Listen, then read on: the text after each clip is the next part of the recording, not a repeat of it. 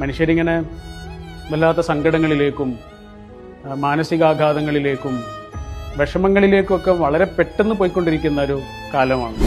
ചെറിയ ചെറിയ കാരണങ്ങളുടെ പേരിലൊക്കെ മാനസികാരോഗ്യം വല്ലാതെ പോറലേൽക്കപ്പെടുന്ന ഒരു കാലമാണ്.